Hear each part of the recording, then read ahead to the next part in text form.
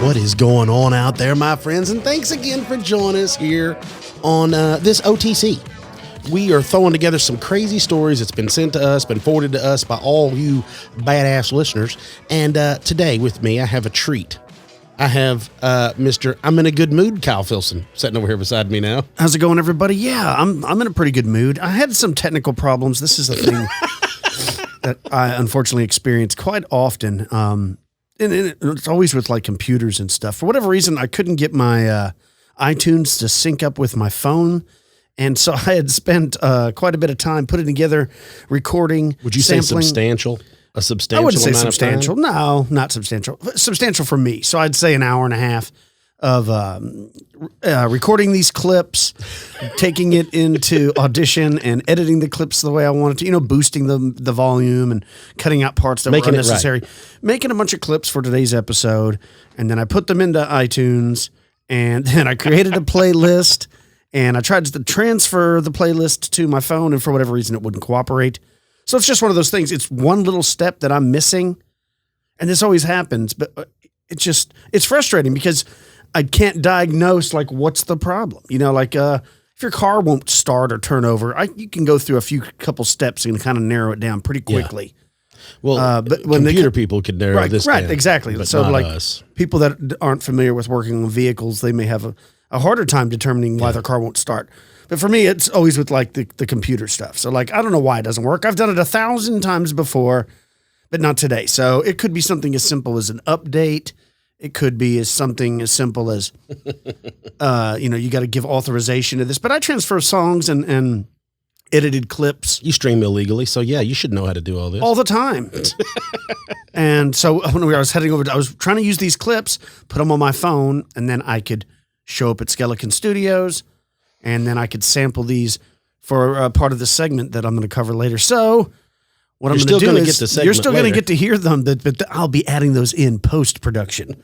So, but yeah, outside of that, I've been doing good. The kids are back in school. So well, before we go any further, sure. You have to tell the story. Your wife told me at y'all's house the other day about Luke wanting to go see it. Okay, so everybody that listens to the show knows that my youngest, Luke, is a huge horror fan. He loves horror movies. They don't scare him. He loves them. I don't know why, but he loves them. So, of course, he's seen the original It, and he's also seen the newer version of It, and, of course, the newest version. And how old is he? He's 7. The newest version just came out, right? And so he's been chomping at the bit to go see it, and my wife's like, well, I'm going to have to go watch it first because it's rated R. I just want to make sure it's okay for Luke to see. And what we mean by okay is I don't care how gory it is or anything like that. That's not what I'm worried. Curse words, sex, things like that. Those are things that he shouldn't see because he's been in trouble at school a few times already for cursing. He curses at his brothers. He curses. Yeah, right. And my wife immediately points the finger at me. It's because you let him watch YouTube. I'm like, listen, kids are going to hear these words. You can't stop it. Of course, you try to keep him from saying it in public. He goes to the baseball games. Yeah. Like, look, you do your best. You do your best. Anyways, so Delee on her own went to the movies when it came out. Like the Thursday it came out. She went by herself, had a good time. She said there was only like 4 people in the theater, and she enjoyed the movie. She said it was a good movie. So, but the bad news is she said, man, there's a lot of cursing. Like they use the F word like every minute. Pretty much throughout the whole movie. He don't need to see So this. Luke can't see that. No, it's too much. If there's one little curse word dropped here and there, it's okay. You can be like, yeah, it's all right. Or, if there's one sex scene, you can be like, close your eyes. Don't you remember when your parents would be like, look away for 5 minutes. Look away. Yeah. But apparently there's a lot of gore and stuff like that. We're not worried about that, but a lot of cursing. So Luke gets home from school. He knows that Delee went to the movies to watch it. And she's like, look, bub, you're not going to be able to watch it. You're going to have to go see Angry Birds 4 or the new Dora the Explorer or whatever. And he is upset. He's mad. He's crying and pouting. And my wife's like, look, tomorrow I'll take you to the movies and we can go see the new Dora and she gives him a couple options. I don't remember what they were. And he's like, okay. He tries to, I'll get you all the popcorn you want, some candy, soda, maybe even a toy if you're good. And so he agrees. So they go to the movies and they're holding hands and they skip up to the front of the theater, and he's like, hey, Mom, do you mind if I get the tickets. And she's like, sure, that's fine. Just make sure you tell the woman or the man that's working there that you need one adult and you need one child for Dora the Explorer or whatever it's called. And he's like, okay. So they get up to the counter and first thing he says is, hello, ma'am. I need one adult and I need one kid for it. And I was like, no. We're not seeing it. And he was like, all right. He tried. He tried to sneak it in there. His shot. He tried one last time, and they went to the other movie. And she said that he enjoyed the other movie, but not as much as it. So immediately when he gets home, he, of course, really quickly passes over the other movie they saw. But he starts talking about it. Well, can I watch it next week? Or how about when my birthday comes in November, when I turn 8? Will I be able to go see it then? Because he knows that when the movies come out in the theater, that they'll be on iTunes relatively quickly. So he's already smart enough to know that in November, it'll probably be out on iTunes. And I'm like, no, we can't rent it on iTunes. Well, why not? I'm like, this is going to be a battle because for a while. There's too much cursing, And he's like, darn it. He's like, when I'm 18, can I watch it? I was like, yes, absolutely. So he brings it up still quite often. And my wife's like, stop bringing it up. Don't even talk about it. I'm tired of hearing about it. What's going to be funny is you're going to end up going to bed one night when it's out on iTunes. And he's going to go get his brothers. And they're going to set it all up for him, and then he's going to get in there and watch it. Right. So he had to go get a flu shot the other day, and he's not really as bad as the older boys were when they were his age. When the twins were 7, yeah, they put up quite a bit of a fit when they had to get a flu shot or any kind of shot, that is. And but Luke, not so much. He's like, you could tell him he's trying to reassure himself. He's like, it doesn't hurt that bad, right? It's just kind of like an ant bite, right? I'm like, yeah, that's exactly talking himself into it. So he did a good job, and Delee promised to give him a little toy. So he went to Target. And apparently in Target, they sell Pennywise toys. Oh, no. So Does he now get one? He got the new Pennywise with like the spider arms, and you could change the heads out from the new movie. Even though he clearly hasn't seen the new movie, he's very familiar with the trailers. So, well, there was a chainsaw on the couch when I was over there the other day. Oh, yeah, I got conned into that. So he has an electric chainsaw that's from Texas Chainsaw Massacre. Yeah, I'm trying to think of where we found that at Home Depot. So let me rewind a little bit. Luke for Halloween wants to be the Predator. Okay, shocker. I know, right? Yeah. Wants to be the Predator. I saw a tear come to my dad's eye when he told me. And so Delee, my wife, actually found a pretty cool looking Predator costume on Amazon. It's like $60 or something. So I was like, yeah, dude, order it up. Get it coming this way. He's got to be dressed as Predator. But Luke has a really... but he does this every year. He has like 4. And he wants to get all the outfits, and then he wants to pick out what he wants to be. He has a grandiose idea of what this Predator outfit's going to be. Like, I showed it to him on Amazon, but he thinks it's going to be like a fully functioning helmet like in the movie with the laser on the shoulder and the hoses that when you pull them out, they go psst. Why don't you cosplay it up? And he wants to know if that when he looks, will it be red and thermal? And I'm just like, no, it's just a costume. It's not an authentic Predator outfit. It's a costume. So anyways, he's going to be the Predator. Well, the other day we were at Home Depot, and I don't remember what we were getting. Oh, I know what I'll tell you in a minute. We went to Home Depot, and apparently Home Depot has really spiced up their Halloween decorations, and in there was this toy chainsaw that looks like the Texas Chainsaw Massacre. And, of course, he wants it. Is he going to be Leatherface now? It's like $30. I'm like, I was like, what do you, you don't need that. And he's like, but I want to be Leatherface for Halloween. And I was like, I thought you were going to be the Predator for Halloween. He's like, no. And I asked my wife, I go, did you order that Predator costume yet? She goes, no, I haven't ordered it yet. When he found out it wasn't a legit Predator thing, he don't want it now. I don't know, but I was like, did you order it already? And she was like, no, I haven't ordered it yet. And I was like, okay. I was like, so you're going to be Leatherface for Halloween? Yes, that's it. That's what I'm being. Well, I guess you got to have the prop then. There was only like 3 of them in there. And I was like, if I don't get that right now, there won't be any here. Yeah. If I come back, next week or 2 weeks. Now I hope he goes as Leatherface. I bought the chainsaw. Well, when you came over the other day and saw it, and he showed you, and he's proud of it. Now he wants to be Predator again. With the chainsaw. And he tried to tell me that in one of the Predator movies, the Predator had a chainsaw. And I'm like, I'm pretty sure he's getting to the age where he's starting to tell some tall You're tales. Like, look, you can lie to me about a lot of stuff, but you can't lie to me about Predator. Yeah. So now he's going to be the Predator again, and he just suckered me into buying him the chainsaw from Leatherface. So I was like, well, why don't you just try to find a Leatherface mask and just order that up too? So, because if you don't know, he's got a whole big plastic tub with all types of costumes.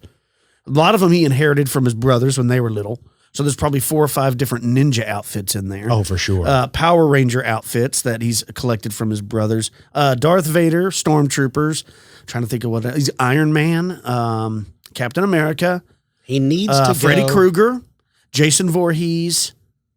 I mean, he's got a whole bunch. So, if he's got the Predator in the leather face, hey, why not? Just put it in there.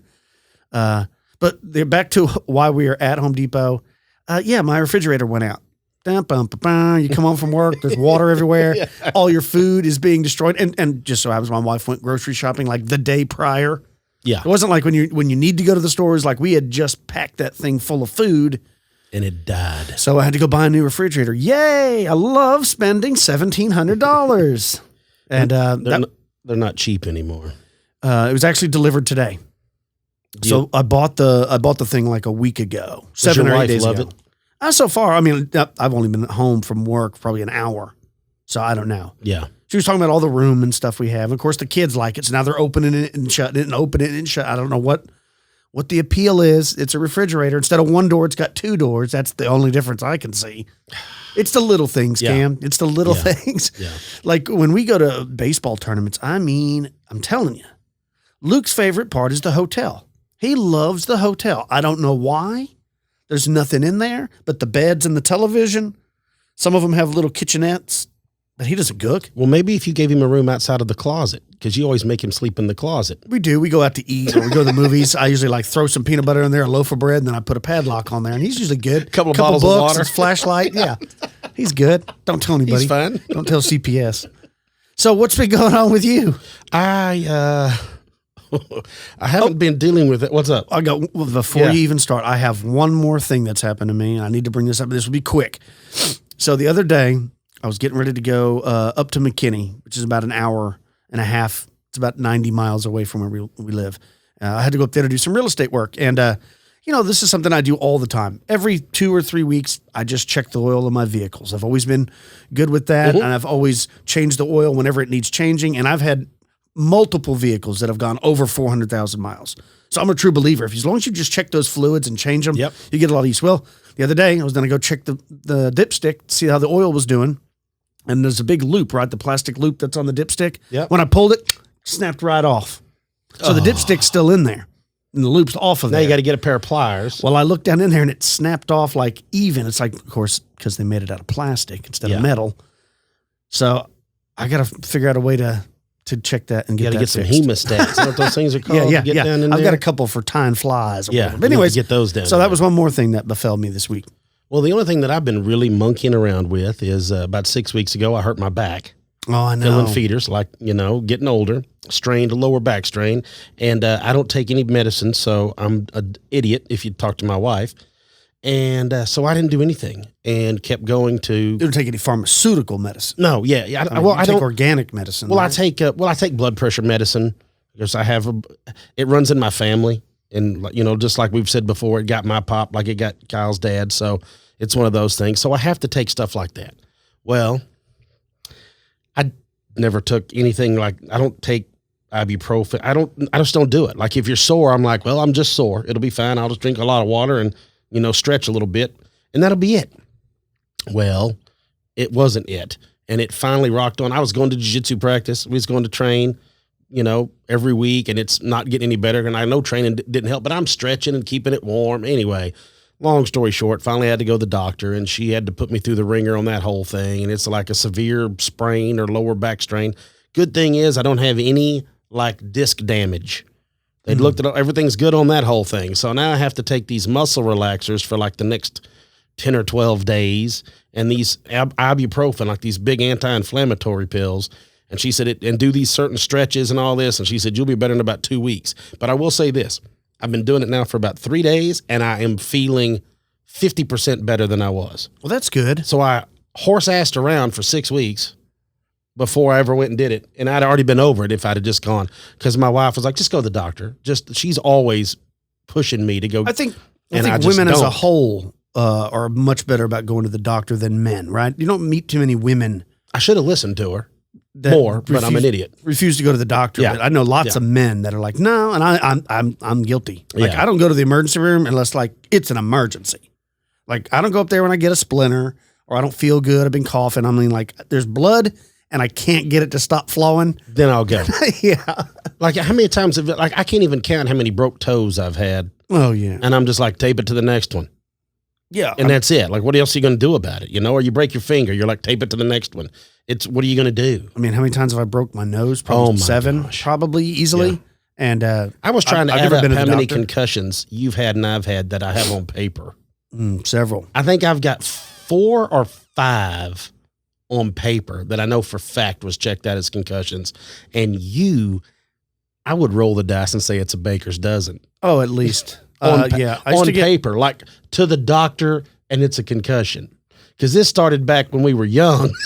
I would say it would go all the way back to when I was like my first incident was running. When you ran into the tractor? And I rode dirt bikes. And so you'd wad those suckers up. And I can remember lots of times like having a headache that didn't go away for like 2 or 3 days. Couldn't look at the lights. And I had a helmet on even. Yeah.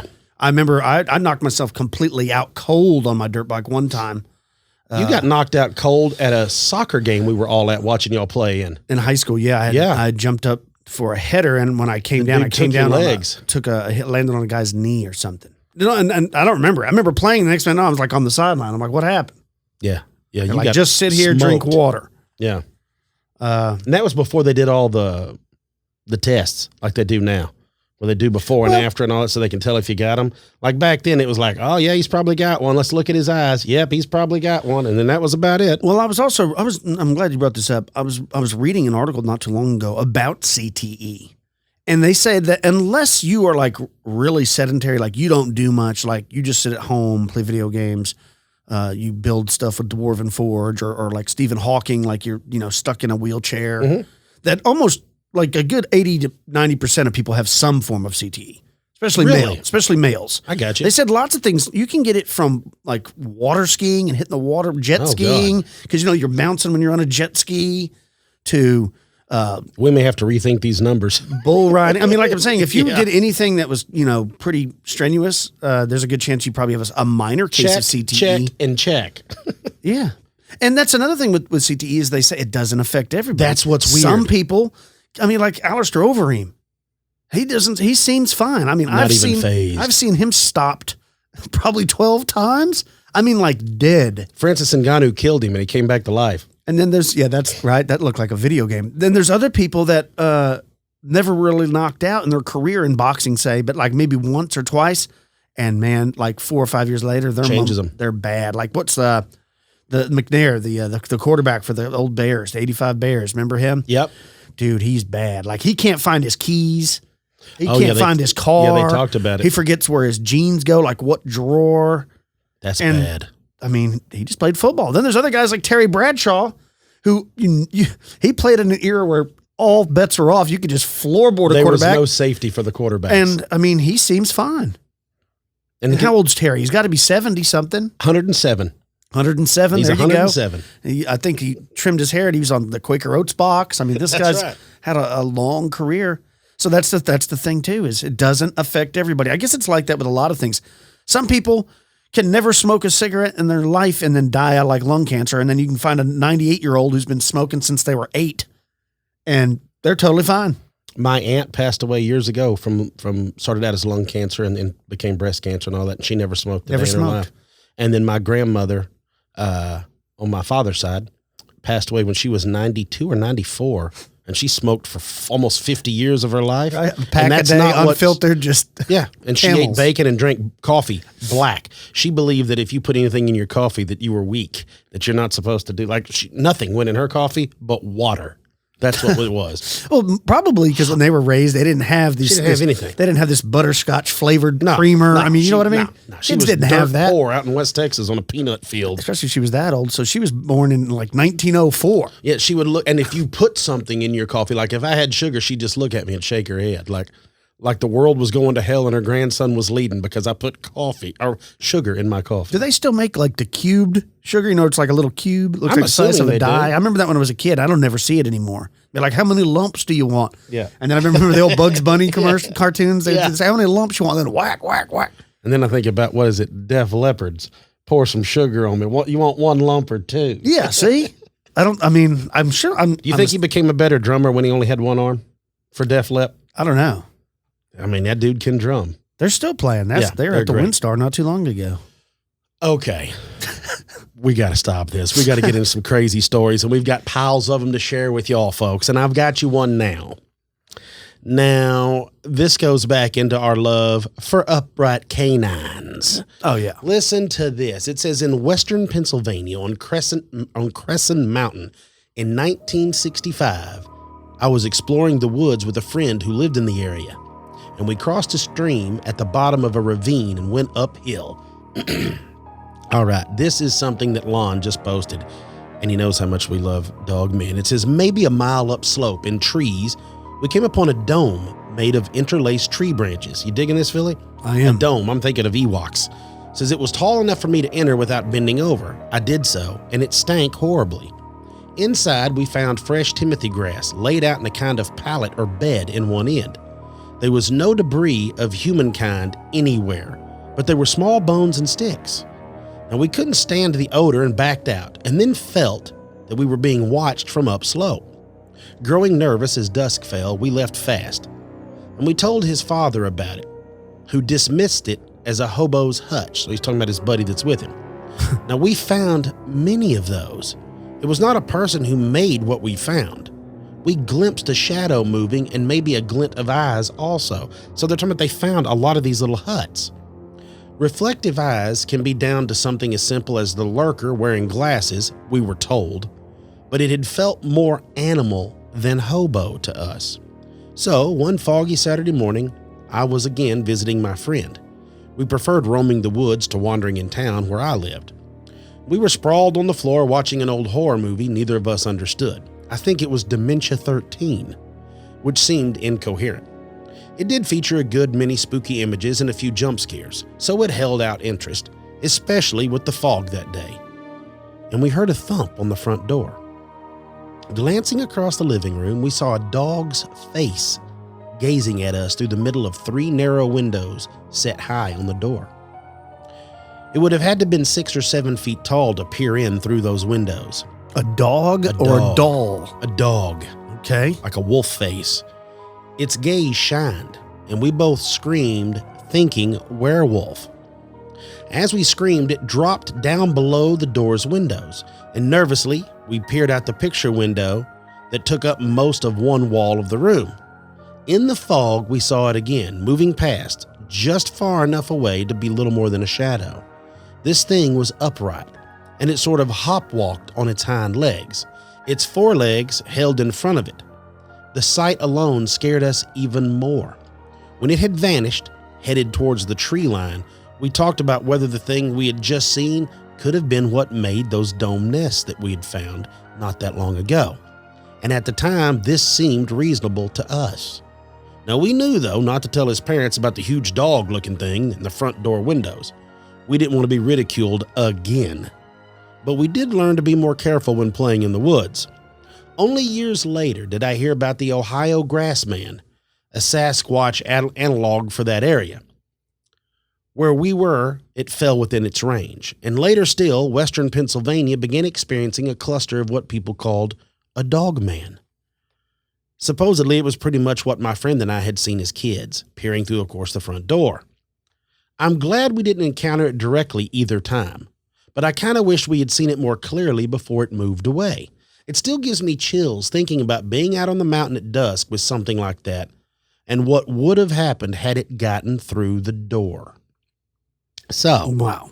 This dude from 1965 has a Dogman encounter. What's funny is it seems to be now that the more these stories are out there and the more people on podcasts are telling them and the more older people are finding out about these stories, right? More are coming forward going, we saw the same thing. We just had no idea what it was, no idea what it would, because like we've talked about, people see something in the 60s, think of Bigfoot. It's no big deal. Right, yeah. But this Dogman that you and I often bring up, the first time we ever heard about it was right up here, not too far from us in Oklahoma. That's the first time I ever heard about it was up in Thackerville. And then it wasn't until after that I learned about Linda Godfrey's work in the Beast of Bray Road. And it seems to keep going further and further back where people had these encounters. I wonder if it's something, we've talked about this before, something from a parallel dimension or something. I wonder if that's where like the lore of werewolves started. is people a long time ago happened to see these same things. Or, I mean, you remember I did the whole segment that time about Yeah. the Native Americans that were like could have been Dogman or at least Shapeshifters worse. and stuff. Yeah, so it feels, as much as I want to say it feels new, like we always talk about these. Evil's not new, and darkness isn't new. I just think it takes on new shapes and new forms. and I've also, I mean, I've heard about Sasquatch and stuff building dens. Never a Dogman, though. No, never a Dogman. You know, I don't know why, but the Dogman doesn't seem to be very constructive. He just kills things, snarls. Well, we know that they're like the bikers. Remember the bikers of the paranormal world? Like the vampires are always the sexy, smart guys. Girls like vampires. The werewolves are always scumbags. Yeah. Yep, that's true. You know, earlier I mentioned collecting and editing some clips together for today's show, and I wasn't able to get those, but you'll hear them when you listen to this in a minute. But this is something I've been wanting to talk to you guys about, and it's just been busy. And I wanted to talk about it ever since I saw the Bob Lazar movie, and when he appeared on the Rogan show and everything like that, this case came out. Now, this took place back in 2004 on November 14th, out in the Pacific Ocean, about 100 miles southwest of San Diego, California.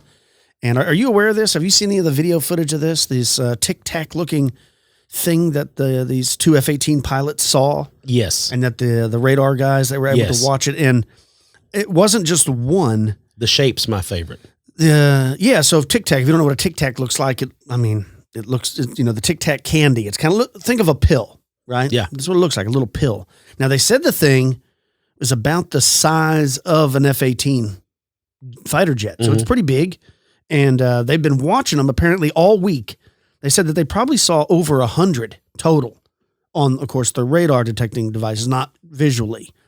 And it all began because what they were doing when they were in this area is they were doing some what they call routine naval training, right? They were doing some exercises. They were getting ready to leave for the Persian Gulf. And I guess before they did that, they wanted to do some more exercises and practice. Well, of course, this is something that the Navy does all the time, right? I mean, you got to practice so in the day when it really counts, you're prepared. And this group, this was the USS Nimitz, which is an aircraft carrier. And every aircraft carrier, they don't go about it alone. They're part of a strike group. So this was the Nimitz strike group. And in this strike group, they usually have, of course, the one aircraft carrier. They usually have a couple cruisers. They even had a submarine, multiple ships, right? And all these ships work together whenever they go anywhere. They don't use battleships anymore because we have missiles now. You don't need to have the big cannons, right?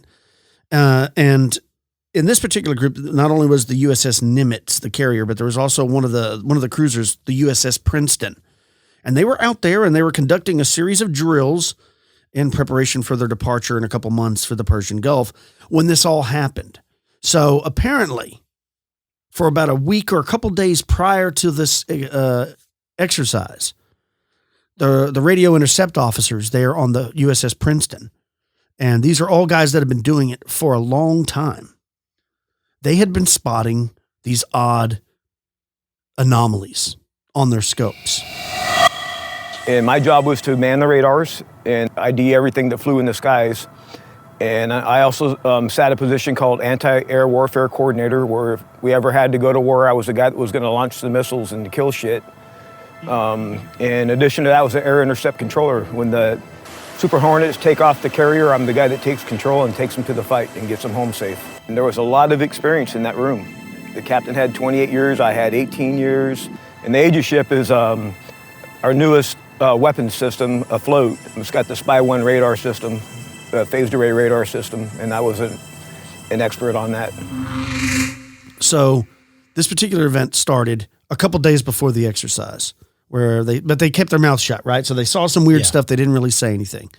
And well, by the time you get all the logistics of all that going on, you don't want to be the guy that says, man, I think something's going on. Maybe we should hold off on this, because you're going to be the first guy to get your butt chewed about this whole thing. Exactly. There's a chain of command. There's things that, you're supposed to bring to your commanding officer. There's things that you should probably just keep your mouth shut. You're not looking for trouble. Right. And then your coworkers or your other guys are like, Bob's over there always brown nose, and he's always, we could have had an easy day, but no, you had to bring this up. So now we got to work like 4 extra hours. It's better if Bob just shuts up.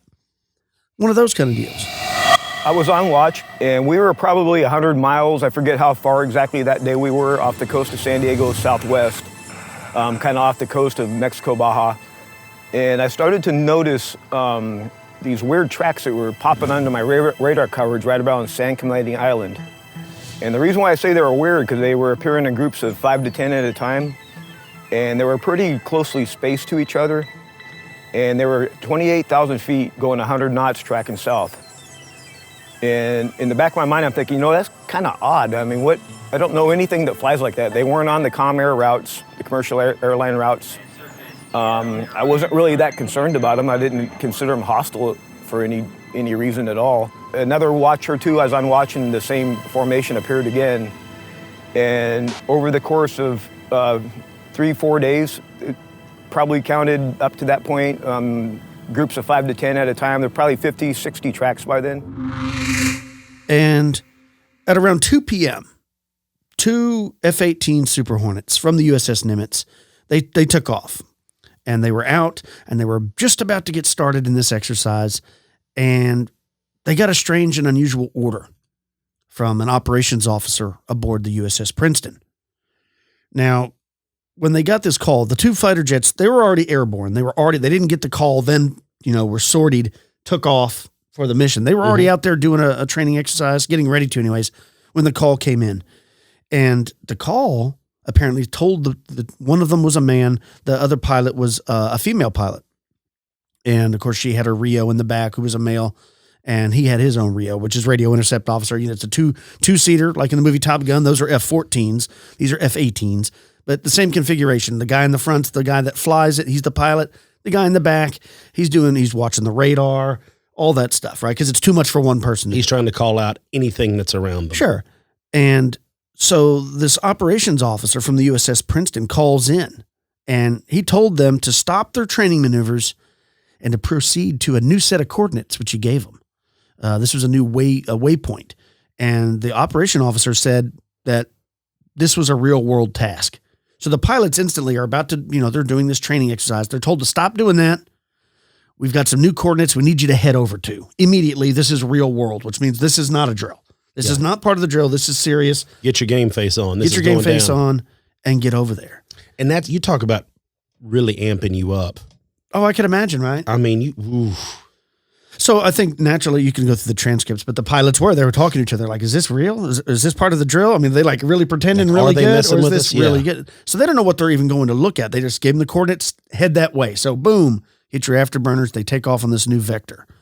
Well, about halfway to where they were supposed to go, a control officer radioed them again and wanted to know if either one of them happened to be carrying any live weapons.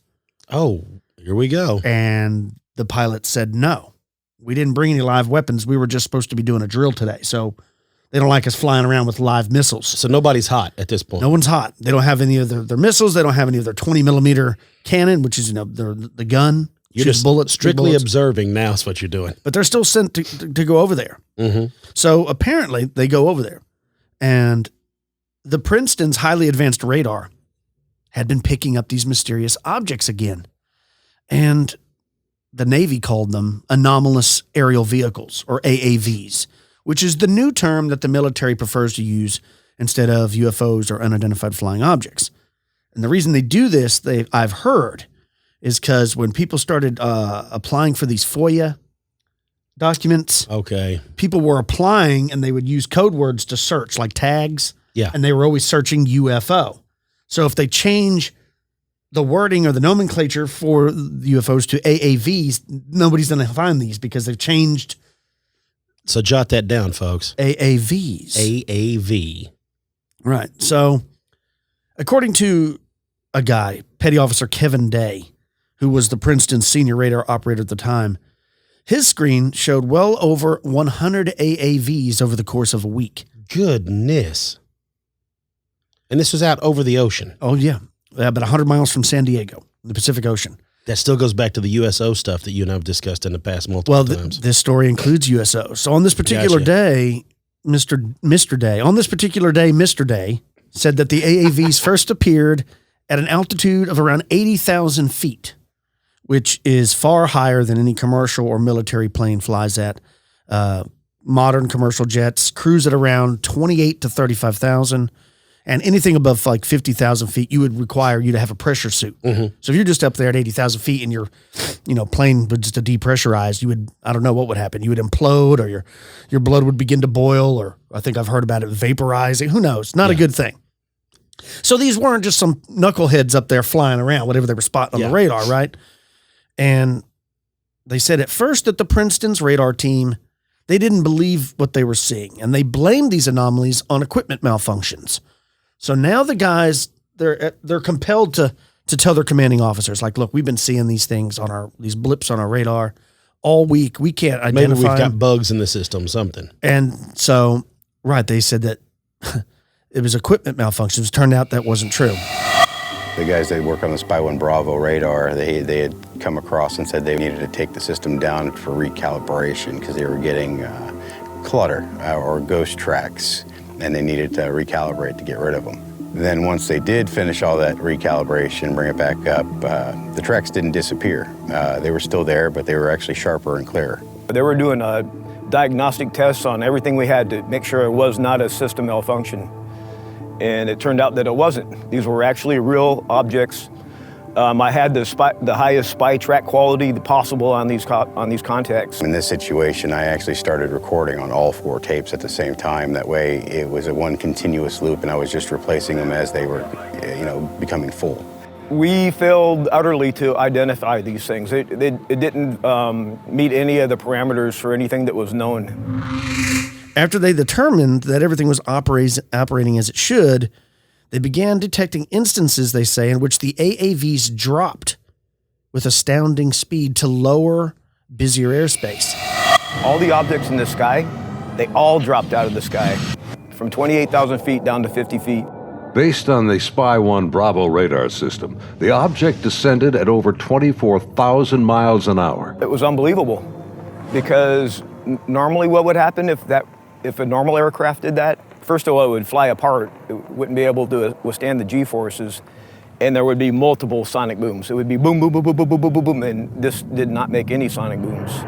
From what I observed, I saw that it went from, right around between 25 and 30,000 feet down to sea level and below sea level. Below sea level was confirmed to me by the actual sonar techs that were in combat, in communications with other techs that had said they had an active track on it under the water.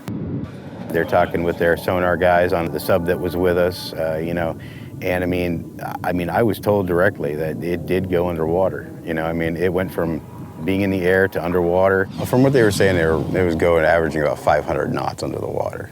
So it did slow down when it hit the water, but it didn't affect it inertially. So this is what put the Princeton's commander on high alert. Element 151. Taking action, and that's when he decided to vector those 2 fighters over there. So when the 2 fighters were diverted over there to intercept one of these strange objects, they didn't see anything at first. They're like, I don't know, we're at the coordinates you told us to go to. We're not seeing anything. But then finally, the lead pilot, which is Commander David Fravor, he said that he saw what he referred to as a disturbance in the ocean. Not something flying around, something under the water. He said it looked about the size of like a 737 commercial airplane. That's how big this thing was. Under the water. Under the water. They said that the water was churning. There was white waves breaking over what looked like a large object just under the surface. Like perhaps maybe you thought it was a submarine, like a Russian sub, or something was under the surface, and bubbles and white water and stuff. Something was churning. And that's when they all of a sudden finally saw their first flying vehicle. And that's when they noticed that about 50 feet above the water, Commander Fravor said he saw this thing that looked like a Tic Tac hovering over whatever was under the water. And it was the same size as his plane that he was in. The Tic Tac was the same size as his plane. Estimated it as. Yes. So I don't know what an F-18. So it gives you a good idea of how big that thing was underwater. I was going to say, I don't know how big an F-18 is, but I'm guessing probably 40 feet long. Yeah. Your garage is like 20 feet wide. So I would have guessed 37, 40 feet, something like that. I got to look it up. Keep okay, talking. go for it. And now David Fravor, the pilot, of the lead pilot, Now, he's a commander of the elite Black Aces squadron. He's also a graduate from the Top Gun school, and he's been a fighter pilot for more than 16 years. So this guy's experienced. He knows what he's looking at. And yeah, man, he said this Tic Tac thing, it looks like the Tic Tac candy, was about 40 feet long, and he could not discern any means of propulsion. He said he didn't see an engine on it. It didn't have any wings on it. Didn't have any rotors on it. It was white, and it would move. And he said it would move in swift and erratic ways. He said, like, it would be moving to your, like, left to right. And then all of a sudden it would change direction and move over here. And then it would go up 30 feet for no reason, hover there, and then shoot half a mile over here. And then go back up several thousand feet, then back down to the water surface. It was behaving erratically. He didn't know what it was. He thought, man, is this like a drone? Like, what is this? What, some kind of technology from China or some other country? I mean, he didn't know. And so he decided at some point that I'm going to try to engage this thing. Now, remember, he doesn't have any missiles. He doesn't have any 20 millimeter rounds, but he could definitely try to lock on with his targeting system. And so he tried to pursue this thing. And he said he could never lock on, no matter how close he got. This thing was making incredible high G turns that he couldn't do himself because, you know, the human body can only do like what, 9 or 10 Gs. Mm-hmm. Anything above that, you're going to pass out. You'll lose consciousness. You just physically can't do it. Even though you have a G suit on and you're, you know, doing the proper breathing. Yeah, all that doesn't matter. Yeah. But this thing was making incredible high G turns. And he said that it had incredible acceleration. And no matter how hard he tried, he could never, ever lock on with his targeting system. Now, his wingman was there with him. Now, Iceman wasn't his wingman. They don't give the call signs for what their names were. But his wingman, you know, the woman. Talk to me, Goose. She was keeping up with Mr. Fravor, and she watched this whole thing go down, as well as the radio operators back on the USS Princeton. They were watching it on their radar screens. And this went on for several minutes. He never could lock on. And he said later that he got the impression that this thing was just toying with him. So at this point, anywhere between 55 and say 60 feet. Okay, so even bigger than I thought. At this point, they set out some other jets. They launched 2 other jets off the carrier. So with the information that they're sending back, they're curious enough at the carrier. They're like, we need to back them up. I'm assuming before you get to the story that the jets they launched were probably hot. Yeah, yes, in fact, you're right. Okay. The 2 jets they launched now were fully armored. Yeah, that they makes had sense. Missiles and bullets. They got caught with their pants down the first time because they didn't expect this. Yeah, and that doesn't happen the second time. By the time the other jets arrived, this Tic Tac looking thing had disappeared. Just slack gone. Some of them, and all of them on the radar began to disappear. Some of them went up. Some of them even went down. So it's almost like they knew they were coming with something. And one of the radio operators back on the USS Princeton said he tracked it, and he got word from some other people that it had went underwater, and that their submarine that was a part of their strike group was actually tracking it underwater. So these things can maneuver. And now you can go on YouTube anywhere and just search up the Nimitz Tic Tac UFO. There's video of it all over. It is incredible. And one of the things that really, this, like I said, this happened a while ago. Well, it happened back in 2004, but it became known to the public like in 2017. And I watched the video clips at that time, and I was pretty intrigued by it. But I became even more intrigued when Bob Lazar was on Joe's show. Mm-hmm. Because on Joe's show, and also in the documentary, which is on Netflix, I suggest you watch it if you haven't, Bob talks about how these things fly. And he said they don't fly like you see in the movies. The flying saucers, though. They fly belly first. Belly first. So if they want to go forward, they have to point the belly of the ship that direction. Now, when it wants to land, the belly's down. And he said that. There's a reason. The reasoning behind it is because the device on the ship allegedly creates a hole in space-time. So they're not really moving, but more falling through there. That's what allows them to move, is because gravity, nothing affects it. So it can move freely through any type of environment. You're 100% right. I couldn't have said it any better. And so what I find so intriguing is that when you first hear Bob talk about that, that's a very odd thing. All the sightings, think about all the photos you've seen from the 60s and the 50s, all the UFOs, they're not flying belly up, belly forward. They're always flat, which makes you start wondering, well, maybe those are fake because that's not the way they fly. Now, if they're hovering, Bob said they do that. Anyways, what makes this so interesting is if you really watch these videos from the Nimitz incident, whatever that thing is, it's flying belly forward. Yeah, when it goes to take off, it tilts belly forward and goes. And when I first saw the videos back in 2017, I had not heard Bob talk about this because, of course, Bob's been in hiding for all this time. But when he said that, it clicked in my mind. I'm like, man, where have I seen that? And then I went and looked, and I'm like, sure enough. So once again, Bob knows about this element. Yep. He knows about this bone scanning device. He knows about all this. He talks about how it flies. And then there's these videos before he said that of it flying that way. So, I mean, again, I think Bob Lazar is telling the truth. I believe him 100%. Because Also, like we always said, it goes back to the fact that he has always been, stories never changed, and he's tried to not be in the spotlight after he came forward. right. And so the story gets even stranger. I've got a clip here. Check this out. We pull out their hard drives. We call them RMCs. We call them bricks because they physically heavy like a brick. But they contain the software to run the airplane. And they also record a lot of the data that the aircrew sees during the flight. So we take the removable stuff, we take it out, we go downstairs, back to our shop. Patrick's job involves tracking the chain of custody of the hard drives. Then we open up the safe, put them in the safe. We've got tracking sheets so we know what RMCs are on what airplane.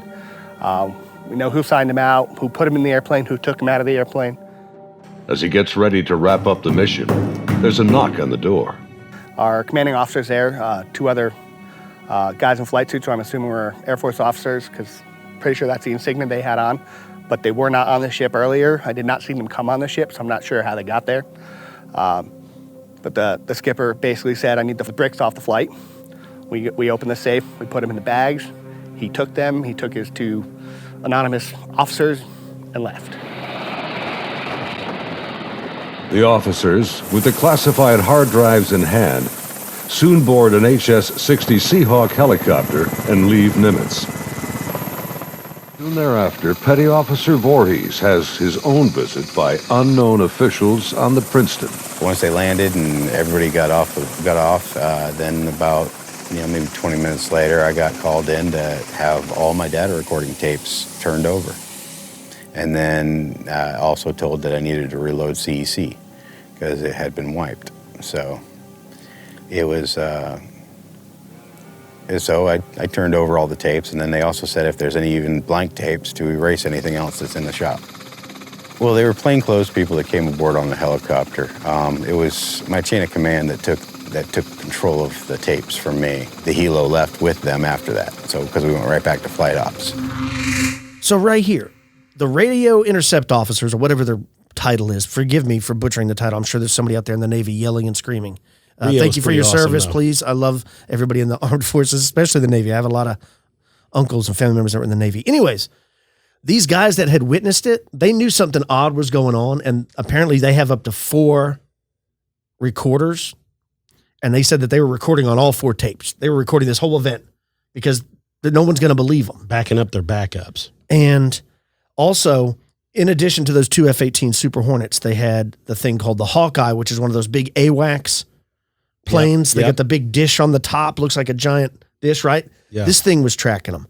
Well, when that thing landed back on the carrier, one of the guy's jobs was to go to the plane, collect the black box or whatever the brick he calls it, that records everything that it sees.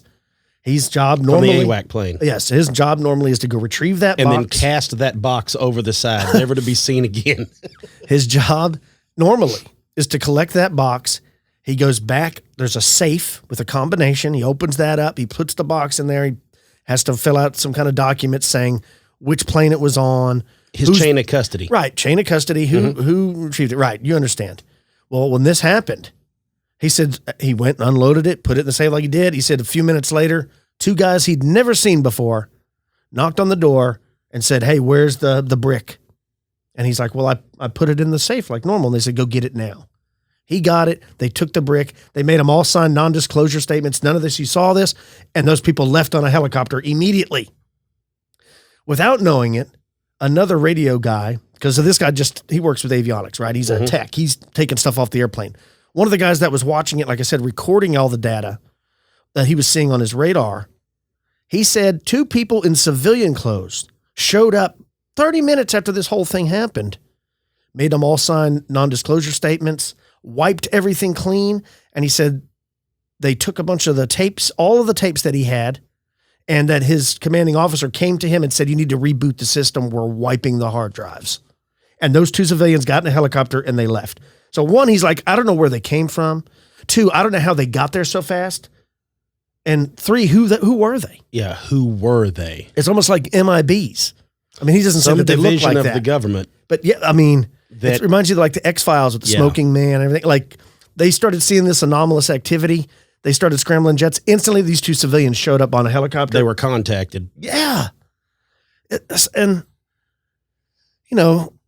It's one thing when you hear all this, but when you start adding in where just everyday soldiers are like, I just do what I'm supposed to do and I don't ask questions.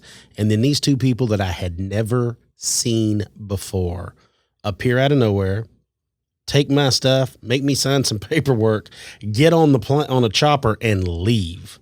Yeah. And they're not military men, but yet the military men are treating them with respect and letting them have the basically carte blanche to whatever they want to do. I think you have to, because in these situations, it makes you got wonder. an important job, right? Like they're depending on you. Yeah. The safety of our freedom depends on these radio guys watching any incoming targets, right? The same with the pilots who are there to intercept and all of it. But you're right. This happened back in 2004. It wasn't until 2017 that I believe Mr. Fravor, the pilot, has retired, and now he's come out and talked about it. Now these other guys are coming out and saying, yeah, we were there. We saw it. We don't know what it was, but it does not, we don't think it was Chinese. We don't think it was Russian.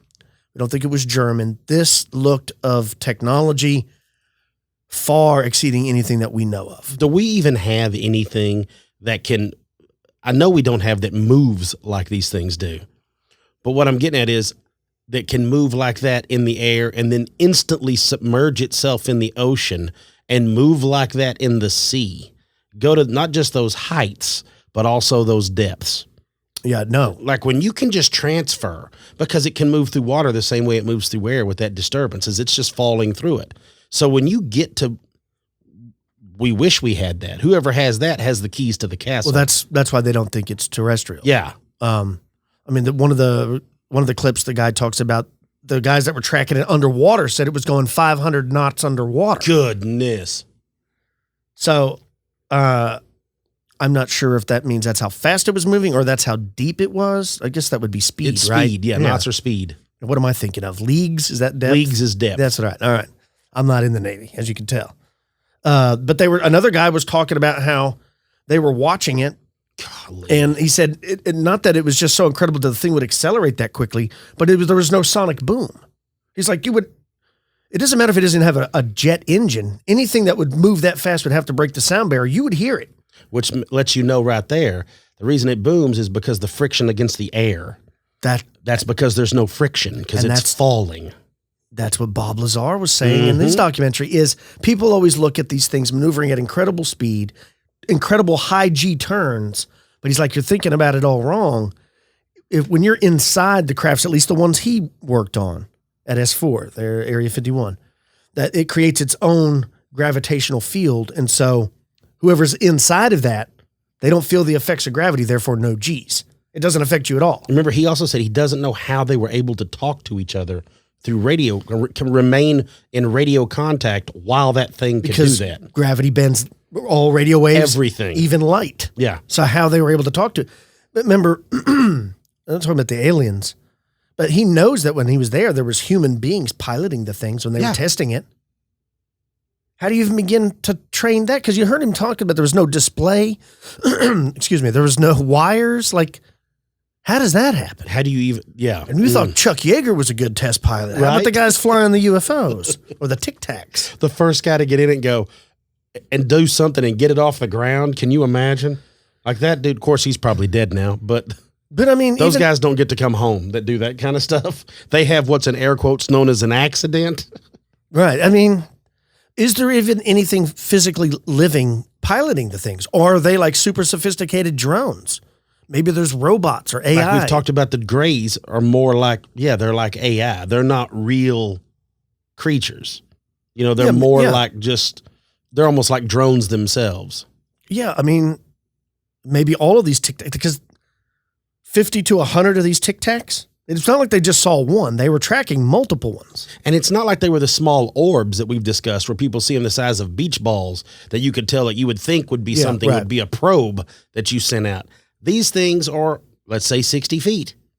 They're 60 foot, 20 yards long, flying 100 of them. And it didn't look like a light. It wasn't something glowing. I mean, they said it was physical. You could see it. Enough where you can see it turn belly forward and shoot through the air. Uh-huh. And they were underwater. And something was causing a disturbance under the surface of the water. So it makes you wonder, is that a mothership? Yeah, right? I mean, you think about it. How easy would it be in the middle of the night? Of course, like, you know, you always talk about with the airplanes. There's no lights, pitch black. Yeah. On a moonless night. How easy would it be to descend from space and go right into the ocean and just set up shop there? No one would ever know. I think the ocean is the ideal hiding place for any and everything. I Because agree. we literally don't know, know very little about a lot of it. Yeah. Because we don't have the ability to get to it. It's funny that we can take air and make pressurized suits and fly at a high altitude, but it takes a lot more to keep from getting crushed from all the different levels of atmosphere pressing in as you start going deep. And not just that, it's one thing to have the friction of air, but the friction of water is a whole nother level. The only way you can move through it is with a device like that it creates its own little atmospheric chamber around whatever you're in, that you're falling kind of in between the realms of that reality, or you know what I mean? Like, I do, yeah. Because there's no way you can push against it and not, because water, you're going to be displacing. Like Yes, on the front absolutely. of a battleship or like on the front of a sub, they can only go so fast. And then the pressure and the flow would rip the fins, would tear itself apart, pushing against the water. Right. So no, it's not ours. And these are, like we've talked about so many times, these are people who are trained observers, right? We always talk about, it depends on, you got Billy Bob who lives in the trailer park. He sees something, it's not as reliable. Yeah, don't trust me. Like I couldn't tell you a whole lot of anything. Yeah, exactly. Don't listen to anything I say. But, you know, this is a trained pilot, okay? It's not, you don't get to be a fighter pilot.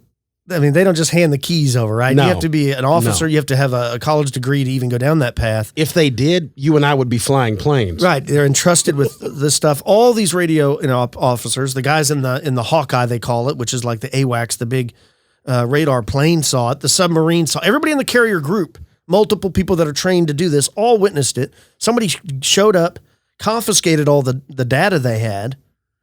And when you listen to the guys that are out talking about it, I mean, they're genuine. They're like, I didn't want to say anything until Fravor started talking about it. Now I feel like I can come forward and think about all the other guys on the ship that heard the story that night.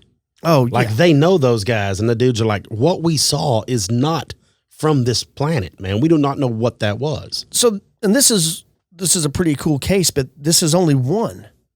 How many times has something not as fantastic as this been seen by a radio officer, a radar intercept officer, or a pilot, and maybe didn't say anything, or maybe did and it was just covered it up? I have to believe that this stuff has been going on for a long time, and I have to believe that a lot of people have seen things and were told never to discuss this. Yeah. I mean, we even had the guy that was at Malmstrom nuclear base, remember? Yeah. And I mean, this is a guy that's in charge of nuclear warheads. I feel terrible because I just went blank on his name. I did too. And we had him on. We've had him on. He's a super nice guy. But yeah, he was talking about it. That's what it always makes me think about every time, is how much of that interaction has actually taken place. And we don't, well, like this, it happened in 2004 and it just started coming out in 2017. That's actually pretty good timing. You know what I'm saying? Like that's actually a really good window there of it not taking too terribly long for that stuff to pop forward. Whereas, you know, most of the time we don't hear about it for another 20 years. So, I mean, and that's what I'm saying is how many other people have seen this or similar things? Yeah. I think it happens way more than we know. And And how would you feel knowing, how would you know, like to carry that burden around, right? Like sitting at dinner parties and you hear people bringing up the UFO subject and you want to say something, but you can't. There's no way I could deal with it because I'm a terrible liar. You know what I mean? Like it would freak me out to know that I was involved in something like that. And then when people would start talking about it, I would want to tell them what I knew. You know, I'd want to be like, yeah. I remember all that. Or this is what experience I had. Those guys that keep those secrets, I still stand by the fact that we don't need to know everything. I agree. It's better for me. It would make me feel better if I didn't know all the secrets. Like I don't want to know what goes on, what it takes. I don't need to know all that stuff. But it also, Robert Salas, that was his name. That's it. Yeah. Yes. Yeah, I couldn't think of it. Sorry, Robert. Cool guy. Very cool. Yeah. Well, and I wonder if they're ever going to be, and I don't think there is, but I just wonder if they're ever going to be some sort of disclosure where they let us know, hey, look, we do know there's something out there. We just can't put our finger on it. Because I think saying yes opens a whole can of worms. That's almost like when your wife asks you, does that woman look pretty to you? right, yeah, You trick question. never answer that question. Well, and maybe that's part of the reason that us and Russia and Korea and we have problems with these other countries is they each have all seen some stuff and they're wanting to know how much we know, but nobody wants to show their cards. It's like every country's playing Hold'em against Do you one know what I'm another. saying? Because We all see what's in the middle of the table, but we don't know the last two cards everybody's holding. so Bob talked about there at Area 51 that we had 9 of them, 9 different ones, and that they ranged in size and shapes. And he said the age. Russians worked with him. The Russians worked For a with little them. while. Some Germans worked. So how are we so lucky as only America has these? Yeah. Don't some of the other countries have them? Or if not, how did we get all of them? Or maybe they were all just found, because he said some of them appeared to be ancient, like they were found in the ground. Yeah, he said that the first one that they had found was found during an archaeological dig. Right. So how long has that been? and like, is there, Makes you take a whole new take on ancient aliens. yeah, right. Is there, I need to talk to Tsoukalos. Right. So how many That's why other his hair countries does that. have them? Or what about these like poor third world countries? There could be stuff under there, but they don't have the money or the, Yeah. to start digging. Maybe they're over there. I like to believe that they're in some of the older Middle Eastern countries or things like that. Yeah, why is And that? That's like a romantic idea. I think because of Indiana Jones. But the reason I like to think that they know they're there and they're hidden and they treat them like some sort of hidden mystical temple and that they go in there for prayer and to study and all this. You know what I'm saying? Yeah. Like they're hidden under parts of a mountain and you go in part of this to get to it. I Right. don't know. But it does. There's getting to be so much now and there's so much more information and so many more ways to study it. I feel like we're learning a lot more now about that subject. So let me ask you this. So Yeah. you've seen all the footage. You've heard the stories. You've Yeah. been doing the show for 6 years. 6 years this week, folks. 6-year anniversary. And you've been interested in this stuff far beyond Yeah. just this show. Like I remember even when we were children, we would talk about it. If this is real, which I think it is, because there's tons of evidence and footage. Yeah. What are they doing? What are they doing? They're obviously not wanting us to know that they're there because that's the reason they're hiding. There'd be no reason to hide unless you're guilty of something or you don't want to be seen. And part 2, now that we see that these are here and real and, Bob's come out too. I mean, are you scared? Should we be scared? I don't know. My take on it is this, with you asking that question.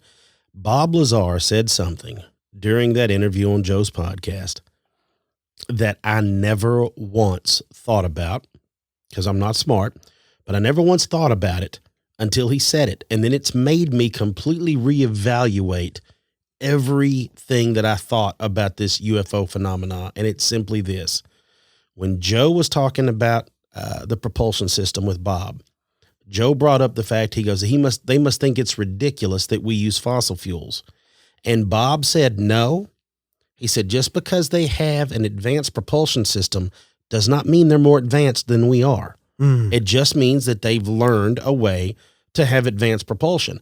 They may have no idea how we can turn fossil fuel into fuel that will power an engine like we do it. To them, that is science fiction. Right. He talked about the element 115 or whatever. Maybe where they're from, it's rich in abundance. It's everywhere.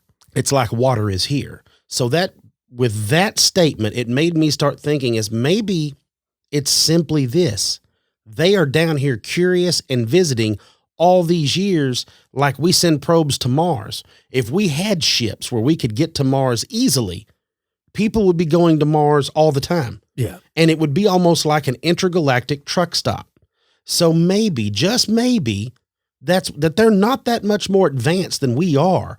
Only in travel, only in space travel is the only thing that they're advanced in. So they come here because their interactions don't seem like interactions of people that are bringing ill will, nor does it seem like the interactions of something that wants to study us so much. It's almost like they are driving through a petting zoo and they are just looking, and every now and again they get caught and they got to shag ass and get out of there. Yeah. That's what it feels like. So this whole thing, like, I don't think of it as anything negative. I know certain people, you know, they claim all this alien abduction. Right. I don't know. That happens a lot. That happens a lot when people are sleeping. Yeah. So I think that could be more linked to But I don't know that. sleep disorder. No, I don't know that I either. have no idea. So I'm not saying that all of them are or none of them are. Whatever it is, it could very well be that. So I don't doubt that. Look, there's some sinister human beings. There's bound to be sinister aliens that would come down Do you think here. they're all the same alien, or is there different ones? Like this one's from Rada Reticuli, this one's from some other galaxy, or is it all one group? I feel like it's all one group. And the reason I say that is because if they were multiples, then we would see, I feel like we would see something is, just like the cultures are different here on this planet, I think it's all one group of different cultures, but it's all one species of that planet. Because if it was multiple planets, like we see in, say, Star Wars, each one of those multiple planets have multiple species. They don't all get along. Every agenda would be different. But this still feels like they are still taking baby steps. Like even from the 50s, like it feels like the last 70 years have still been these things taking baby steps into interacting with us. And I think what freaks them out is the fact that we have the ability to destroy this planet. And in turn, they may see it as we have the ability to destroy their planet if we so felt like we were being attacked and found a way to get the rocket to them. They may not have the ability to create nuclear fusion or to create any sort of nuclear or atomic bombs. And the reason they showed up for that is they've discovered something that we can't do on our planet. And like, this is nothing but danger. So we need to keep an eye on this the whole time. It would be just like right now, if we noticed that there was a whole troop of chimpanzees, let's say in the Congo, 200 or 300, that all of a sudden started napping rocks and making bows and arrows. Everybody would be like, what is going on over there? And Planet of the Apes. Well, and if that started slowly coming around where they all of a sudden started evolving at an extremely high rate, don't you think everybody with a camera and a gun would be over there watching that? So it's the same thing. As I feel like it's the same group. I don't think it's multiple groups of aliens and all these different planets, because I think if you get that many involved, somebody would make a mistake and we would get one. Do you think that the higher ups in the government have struck a deal with these extraterrestrials and are trading technology notes? As awesome as that would be, it would be great for a conspiracy. I don't even think it goes that far. No, I don't think it does. I don't think they're interacting with anybody here other than against their will. And that's right. I don't think so either. There may not be any interaction because it's not even a physical thing. Yeah. Like we talked about. It could be simply everything's drones or AI or whatever. I don't know. Interesting subject. I'd like to bring that up. Like I said, go over there, Google search, Nimitz Tic-Tac-Toe UFO on YouTube or all over Google. You'll see pictures of it if you haven't already. Pretty interesting stuff, man. What do you got planned for your week? I am going to watch a high school football game in Oklahoma this weekend, going to visit some cousins. Going to go check everything out up there. I haven't been up there in several years, so we're going up to hang out and see them. And then the rest of the time will be probably recouping my spine. I've been ice packing and stretching, so that's all I'm doing. I'm trying to get ready for bow season starting up, and so that's pretty much it. Is just trying to get over being old. I'm going to a wedding. Yes. One of my friends' little brother's getting married over there in Fort Worth, so we're going to be doing that. Have a good old time. Is it Clint? Is it his wedding? Yep. I thought so. Yep. And outside of that, Open bar? Oh, yeah. He made a huge mistake. He's made a huge mistake. Yeah, it's gonna be fun. Speaking of fun, you told me to check out this trailer today for this new streaming service about Boba Fett. The Mandalorian. Man, that looks good. Disney Plus, I'm going to lose my mind. Boba Fett is kind of like the Predator to me. He's always been like the one that I really like. I've got 3 things that I really loved growing up, right? Like characters: Boba Fett, the Predator, and the Wolverine. Mm-hmm. And Boba Fett, when I saw that trailer, folks, if you don't know, and I'm sure most all of you do, but if you don't, go on YouTube, watch the trailer from The Mandalorian. It is going to be a series on the upcoming new Disney Plus, and I can't wait to watch it. It looks cool. It looks awesome. Well, if you have any stories of your own you'd like to share with me and Cam, feel free to email us at expandedperspectives@yahoo.com. You can follow us on all forms of social media. Till next time, folks, stay out of trouble. I'm Kyle. He's Cam. Peace, y'all.